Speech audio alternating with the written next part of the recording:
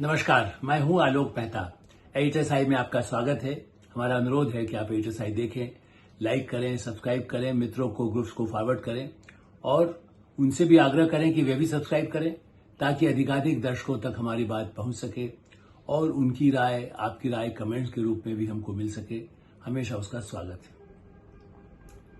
Supreme court अब वकीलों के बचाव में आ गया है। वकील अफराल वो तो बहुत प्रतिष्ठा प्राप्त होते हैं और इसमें कोई शक नहीं है कि देश की न्याय व्यवस्था पर करोड़ों लोगों का विश्वास है। भारत में जजों पर भी विश्वास है और वकीलों पर भी है, तभी तो उनके पास शरण में जाते हैं कि वो न्याय दिलाएंगे। लेकिन सुप्रीम कोर्ट ने किस आधार पर उनका किया है वो भी आवश्यक है। कल एक फैसला दिया है सुप्रीम कोर्ट ने। माननीय न्यायाधीश निश्चित रूप से वो बहुत ही, जिसे कहते हैं, कानूनी, उनके लिए उन्हीं की सहायता की आवश्यकता होती है, वकीलों की भी। तो सुप्रीम कोर्ट ने कहा है कि जांच एजेंसियां, माने enforcement directorate, CBI, income tax, जो ऐसी जांच एजेंसियां हैं, हो सकता है पुलिस भी उसमें शामिल हो, लेकिन कम से कम बड़ी जांच एजेंसी को कहा ही जा सकता है। पुलिस पर चलिए वो कुछ कह सकते हैं, पुलिस पूछताछ न करे, लेकिन जांच एजेंसियां जो राष्ट्रीय स्तर पर, केंद्रीय स्तर पर, वो किसी भी मंत्री से पूछ सकती हैं, वो किसी मुख्यमंत्री से पूछ सकती हैं, वो किसी भी बड़े सांसद से पूछ सकती हैं, वो और किसी से, जितने नामी लोग हैं उनसे पूछ सकती है। हो सकता है आज संवैधानिक अधिकार तो नोबेल पुरस्कार विजेता के लिए भी नहीं हो, तो किसी अमृत सेन साहब से भी पूछने चली जाए। देखिए, संविधान में जो प्रावधान जांच एजेंसियों को दिया, यदि कोई भ्रष्टाचार का गंभीर आरोप है किसी पर भी, तो उससे संबंध में कई लोगों से पूछताछ करनी होती है। अब वकीलों से भी पूछताछ न की जाए, ये एक आदेश उन्होंने दिया है। वो ये जरूर कहा है कि इसके आगे और भी सुनवाई होगी। इसको अंतिम फैसला शायद नहीं कहें, लेकिन तत्काल एक मामला आया और उसमें उन्होंने स्टे दे दिया। मतलब फिलहाल तो रोक लग गई है, आगे कब सुनवाई होगी, क्या होगा, लेकिन सुप्रीम कोर्ट कहने के बाद अब नीचे कौन पूछताछ कर सकेगा। ईडी, सीबीआई उन वकीलों से नहीं कर सकती जिसे मुवक्किल पर कोई पैसा आया, करोड़ों रुपया, कहीं नोट मिला हुआ है, कहीं कुछ गड़बड़ हुआ है, कहीं उसके हिसाब किताब में गड़बड़ है, कंपनी के घोटाले हैं, 50 तरह डिफेंस पे घोटाले हैं, किसी, यहां तक कि विदेशी जासूसी के मामलों में भी वकील की जरूरत होती है। वो तो आतंकवादी हो तब भी उसको वकील देने का प्रावधान तो अदालत खुद भी करती है। तो वकीलों से न पूछा जाए, उससे कोई पूछताछ न हो। एजेंसियों का कहना है कि भाई वकील के कई लिंक होते हैं, वकील के सामने वो कई बातें ऐसी उनको पहले भी जानकारी में रहती है, तो वकीलों से वकील को कोई सजा थोड़ी दी जा रही है, वकील से कोई विवाद नहीं किया जाए। वकील से खाली निर्णय किया जाए कि फला फला दिन आपसे बात करेंगे, आप बताइए हमको आपकी सूचनाएं इस तरह की हमारे पास, आपका ही चाहे वकील है, लेकिन उसके मामले में कुछ ऐसे दस्तावेज, ऐसी बातें हैं उसमें आपसे कुछ पूछताछ करते हैं, चूंकि ऐसे उसमें लगता है कि कहीं न कहीं आपके पास भी कुछ जानकारी हो। लेकिन नहीं, सुप्रीम कोर्ट का कहना है कि साहब, कानूनी सलाह के संबंध में पुलिस या किसी जांच एजेंसियों द्वारा पूछताछ के लिए बुलाए जाने की प्रथा ही गलत है। उनको बुला ही नहीं सकते, आप नोटिस भी नहीं दे सकते। सुप्रीम कोर्ट ने कहा कि इस तरह की कार्रवाइयां कानूनी पेशे की स्वतंत्रता के लिए सीधा खतरा है। भाई, जज तो सर्वोपरि हैं, जज को तो कोई एफआईआर ही नहीं कर सकता, हाई कोर्ट के जज पर भी नहीं कर सकता, सुप्रीम कोर्ट के जज का तो सवाल ही नहीं है, उनको तो वो अलग, उस पर मैं आगे बताऊंगा। लेकिन सुप्रीम कोर्ट ने इस फैसले में कहा कि कानूनी पेशा न्याय प्रशासन की प्रक्रिया के अभिन्न अंग है। कानूनी पेशे में लगे वकीलों को कानूनी पेशेवर होने के नाते और संवैधानिक प्रावधानों के आधार पर कुछ अधिकार और विशेषाधिकार प्राप्त है। पुलिस या जांच एजेंसियों को सीधे तौर पर बचाव पक्ष के वकीलों या किसी मामले में शामिल कानूनी सलाहकारों को बुलाने की अनुमति देना न केवल कानूनी पेशे की स्वायत्तता को कम करेगा, बल्कि पूरी न्याय प्रणाली में की स्वतंत्रता को भी प्रभावित करेगा। क्योंकि ऐतिहासिक फैसला है।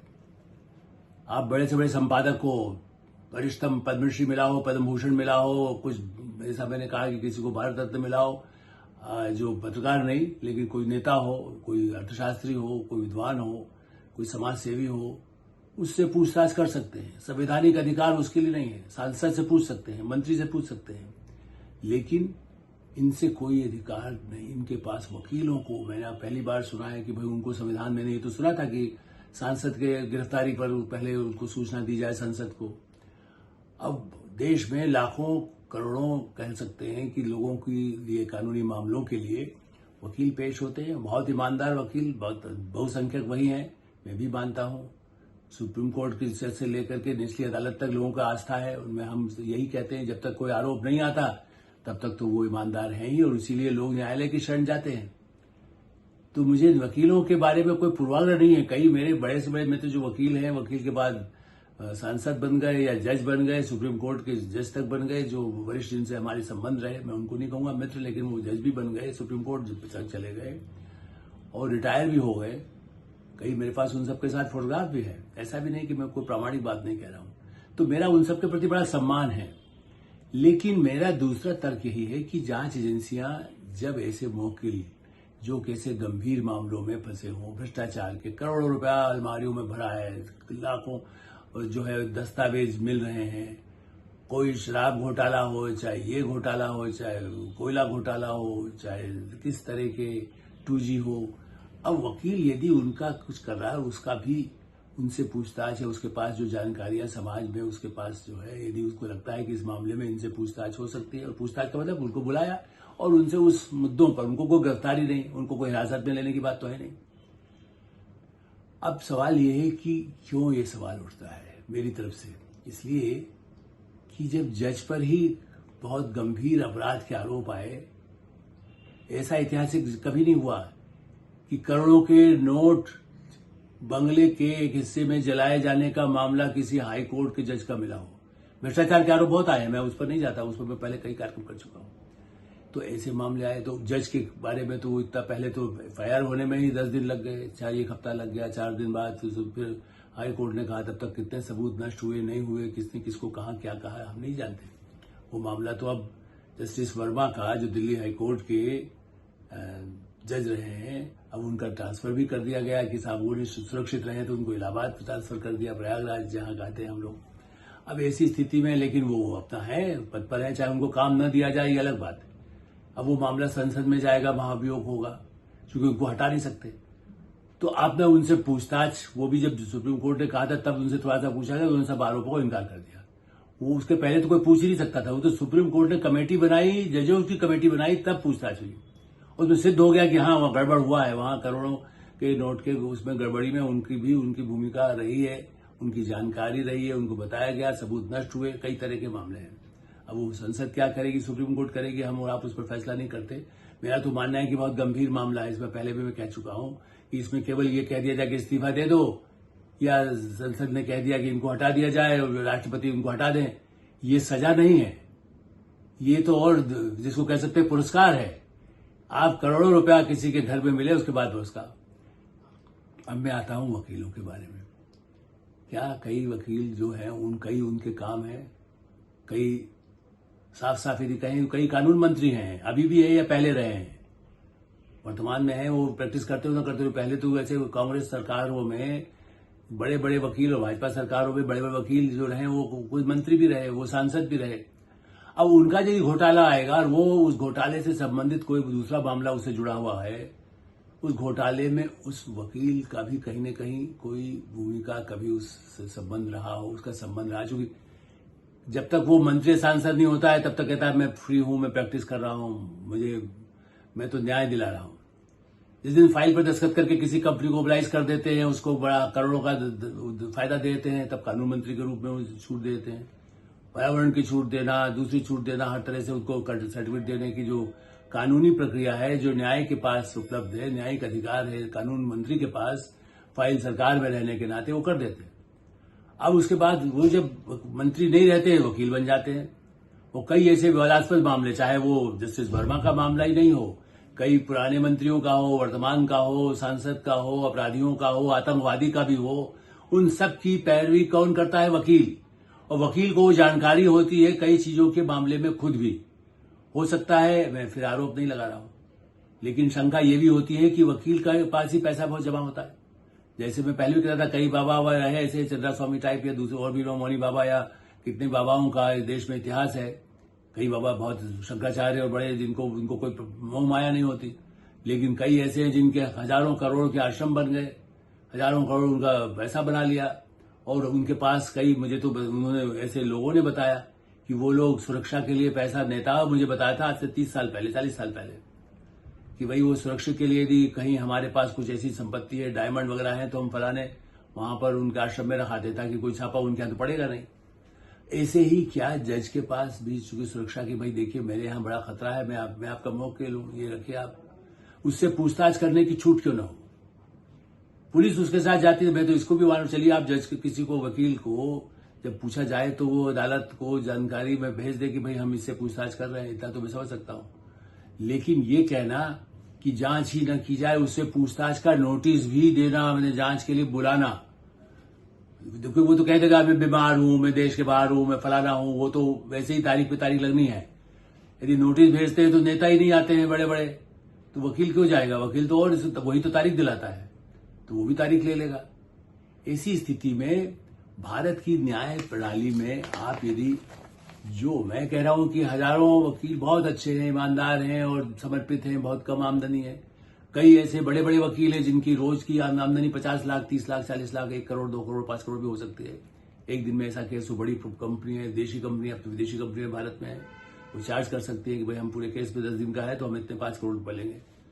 तो क्या वो करोड़ है, वो हम उन पर भी कोई, लेकिन इसके साथ में जब फैसले जब लंबित होते हैं, तारीख पर तारीख लगती है, कार्यपालिका भी एक तरफ जब बीच में आती है और कहती है भाई जज, वही जज का बेटा जज ने जिसको किया, मेरी पसंद का है, उसको जाके अपॉइंट कर दिया, उसने पसंद का किया, उसने हाईकोर्ट से उसको सुप्रीम कोर्ट बुला लिया।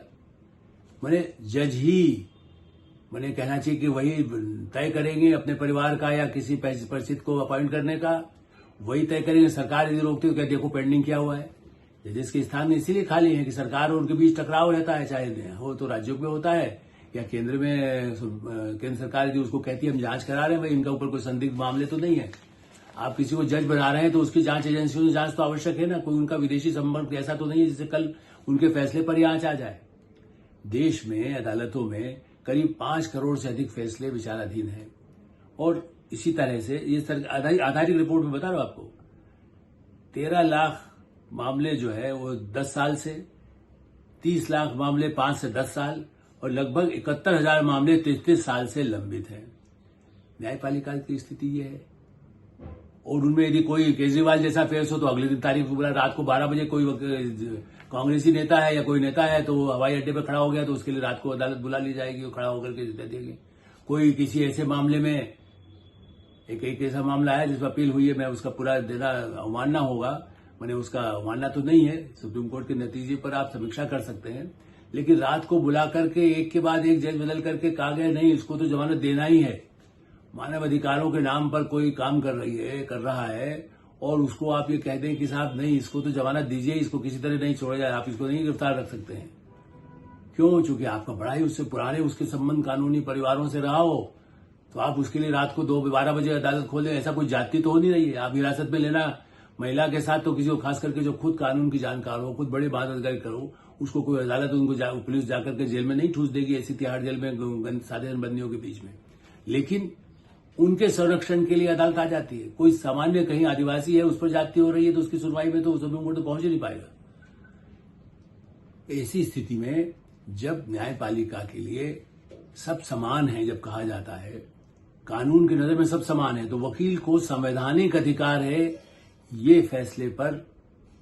और वैसे नेता कम, ऐसे व्यापारी कम, बड़ी बड़ी संपत्तियां हैं, कई बिजनेस घरानों में वकीलों के उनके अपने शेयर लगे होते हैं, क्या उनसे नहीं पूछताछ की जा सकती है कि आपके किस कंपनी में शेयर है, उस कंपनी को आपको फायदा मिल रहा है तो इसके बारे में हम जांच पड़ताल कर रहे हैं।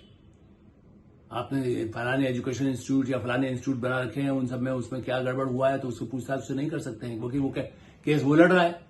केस वकील तो वो भी है, मैं भी जाकर के कहूं कि सर मैं अपना केस खुद लड़ूंगा तो मैं वकील हो गया, तो आप मुझसे पूछताछ नहीं कर सकते।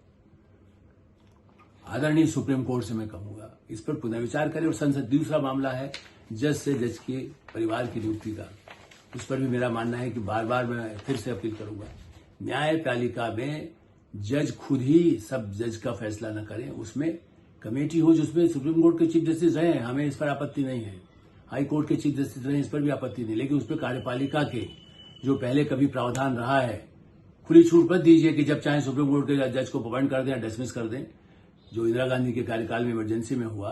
लेकिन आप ये कर सकते हैं कि आप उपराष्ट्रपति हैं, राष्ट्रपति हैं, प्रधानमंत्री हैं, उनके साथ कानून मंत्री हैं और सुप्रीम कोर्ट के वर्तमान या पूर्व न्यायाधीश है, कोई कमेटी हो और वो जजों की नियुक्ति करे। जज ही जज की नियुक्ति करे और जज पर कोई कानूनी प्रक्रिया ना हो सके, एफआईआर तक ना हो सके। यदि उसके घर में करोड़ों अरबों रुपए मिल रहा है, यदि उस पर बहुत गंभीर भ्रष्टाचार के आरोप सामने आ रहे हैं, यदि उस पर कोई अपराध के किसी परिवारजनों पर किसी तरह की जाति के मामले सामने आ रहे हैं, चलिए ये तो नोटों का मामला है। मैं तो मान के चलता हूं कि कोई भी समाज में ऐसा भी संभव है, वो भी इंसान है, उनके परिवार में कोई ऐसा विवाद हुआ जो मारपीट हो गई, कोई घमासान हो गया, तो भाई आप तो जज है, आपको तो पुलिस पूछताछ ही नहीं कर सकती, ना पुलिस उसको एफआईआर भी दर्ज नहीं कर सकती। यदि जज अपने किसी परिवार की किसी महिला पर अत्याचार कर दे तो उससे पूछताछ ही नहीं हो सकती, क्योंकि वो तो उससे परे है। उसके लिए पहले परमिशन जाए, हाईकोर्ट जाए, सुप्रीम कोर्ट जाए, तब तक तो भाग जाए, दूसरा मर जाए, तो क्या करेगा। ऐसी स्थिति में इस सारी न्याय प्रणाली की, जो भारत का न्याय प्रणाली आज भी दुनिया में सबसे श्रेष्ठ है, लोग उनको ईश्वर मानते हैं।